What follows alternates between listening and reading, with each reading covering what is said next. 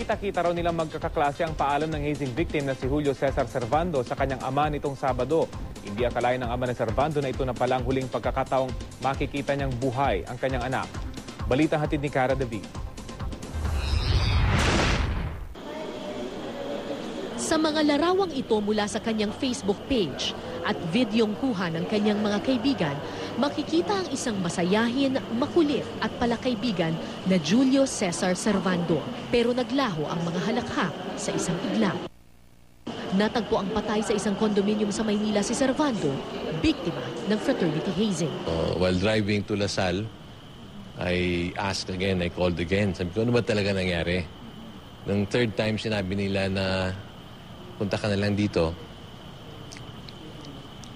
Doon na ako na-breakdown.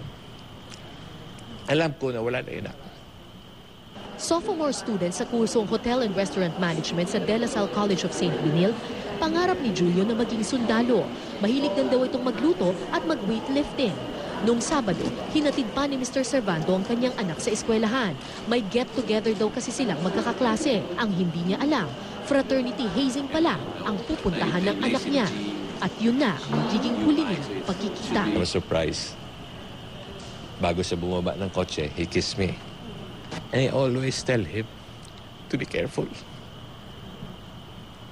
Because if anything happens to him, ako ang kawawa.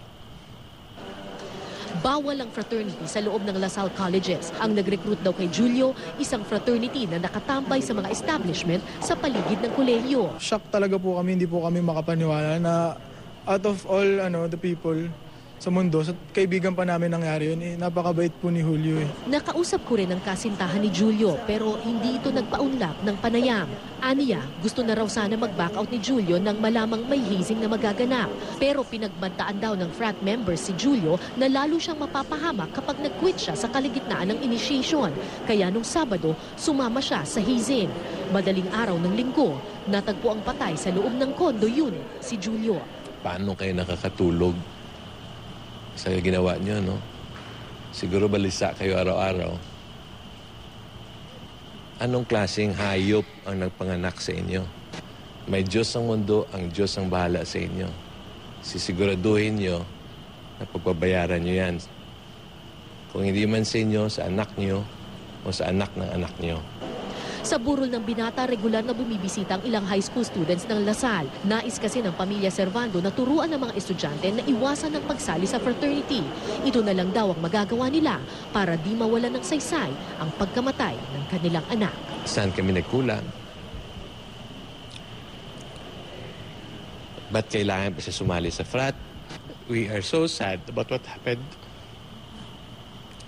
Sa isang iglap, nawala lahat ang pinakamamahal namin, yung mga plano namin sa kanya. Sa social media, kanya-kanyang paraan ng mga netizen ng pagkondena sa hazing. May mga nagpalit ng kulay itim na profile picture sa Facebook. May mga nag-share din ng break with tradition na mensahe. Make hazing stop naman ang panawagan ng ilan sa Twitter. Cara David, GMA News.